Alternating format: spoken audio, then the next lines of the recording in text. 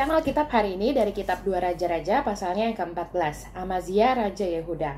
Dalam tahun kedua zaman Yoas bin Yoahas Raja Israel, Amazia anak Yoas Raja Yehuda menjadi raja. Ia berumur 25 tahun pada waktu ia menjadi raja dan 29 tahun lamanya ia memerintah di Yerusalem. Nama ibunya ialah Yoadan dari Yerusalem.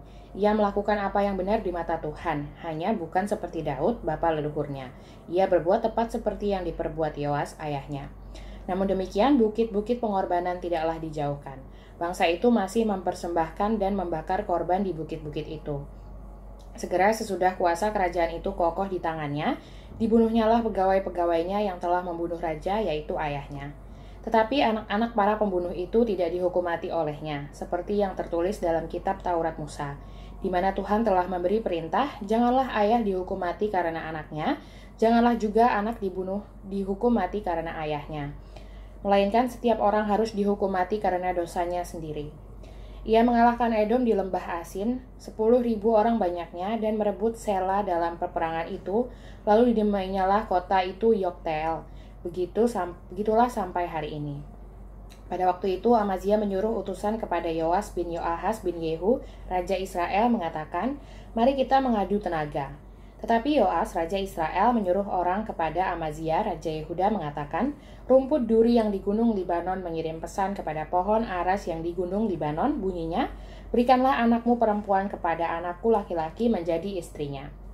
Tetapi binatang-binatang hutan yang ada di gunung Libanon itu berjalan lewat dari sana, lalu menginjak rumput duri itu. "Memang engkau telah mengalahkan Edom, sebab itu engkau menjadi tinggi hati. Cukuplah bagimu mendapat kehormatan itu dan tinggallah di rumahmu. Untuk apa engkau menantang malapetaka, sehingga engkau jatuh dan Yehuda bersama-sama engkau?" Tetapi Amazia tidak mau mendengarkan, sebab itu majulah Yoas, Raja Israel, lalu mengadu tenagalah mereka. Ia dan Amazia, Raja Yehuda, di Bet-Semes yang termasuk wilayah Yehuda. Yehuda terpukul kalah oleh Israel, sehingga masing-masing lari ke kemahnya. Yoas, Raja Israel, menangkap Amazia, Raja Yehuda, anak Yoas bin Ahazia di Bet-Semes.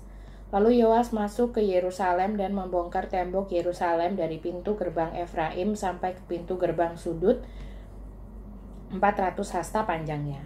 Sesudah itu ia mengambil segala emas dan perak dan segala perkakas yang terdapat dalam rumah Tuhan dan dalam perbendaharaan istana raja, juga orang-orang sandera, kemudian pulanglah ia ke Samaria. Selebihnya dari riwayat Yoas, apa yang dilakukannya dan kepahlawanannya, dan bagaimana ia berperang melawan Amazia, Raja Yehuda, bukankah semuanya itu tertulis dalam kitab sejarah raja-raja Israel?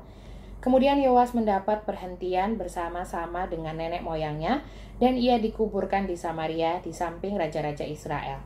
Maka Yerobeam, anaknya, menjadi raja menggantikan dia. Amazia bin Yoas, Raja Yehuda, masih hidup 15 tahun lamanya sesudah matinya Yoas bin Yoahas, Raja Israel. Selebihnya dari riwayat Amazia, bukankah semuanya itu tertulis dalam kitab sejarah raja-raja Yehuda? Di Yerusalem orang mengadakan persepakatan melawan dia, sebab itu larilah ia ke Lakis. Tetapi mereka menyuruh mengejar dia ke Lakis, lalu dibunuhlah dia di sana. Diangkutlah dia dengan kuda, lalu dikuburkan di Yerusalem di samping nenek moyangnya di kota Daud. Segenap bangsa Yehuda mengambil Azaria yang masih berumur 16 tahun dan mengangkat dia menjadi raja menggantikan ayahnya Amazia. Ia memperkuat Elat dan mengembalikannya kepada Yehuda, sesudah raja mendapat perhentian bersama-sama dengan nenek moyangnya. Yerobeam bin Yoas, Raja Israel. Dalam tahun ke-15 zaman Amazia bin Yoas, Raja Yehuda, Yerobeam, anak Yoas, Raja Israel, menjadi raja di Samaria. Ia memerintah 41 tahun lamanya. Ia melakukan apa yang jahat di mata Tuhan. Ia tidak menjauh dari segala dosa Yerobeam bin Nebat yang mengakibatkan orang Israel berdosa pula.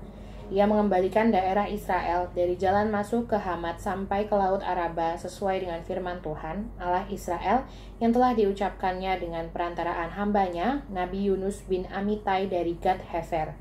Sebab Tuhan telah melihat betapa pahitnya kesengsaraan orang Israel itu. Sudah habis lenyap baik yang tinggi maupun yang rendah kedudukannya, dan tidak ada penolong bagi orang Israel.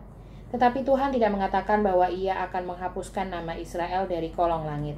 Jadi ia menolong mereka dengan perantaraan Yerobeam bin Yoas. Selebihnya dari riwayat Yerobeam dan segala yang dilakukannya dan kepahlawanannya, bagaimana ia berperang dan bagaimana ia mengembalikan Damsyik dan Hamat Yehuda ke dalam Israel. Bukankah semuanya itu tertulis dalam kitab sejarah raja-raja Israel? Kemudian Yerobeam mendapat perhentian bersama-sama dengan nenek moyangnya, raja-raja Israel. Maka Zakaria, anaknya, menjadi raja menggantikan dia.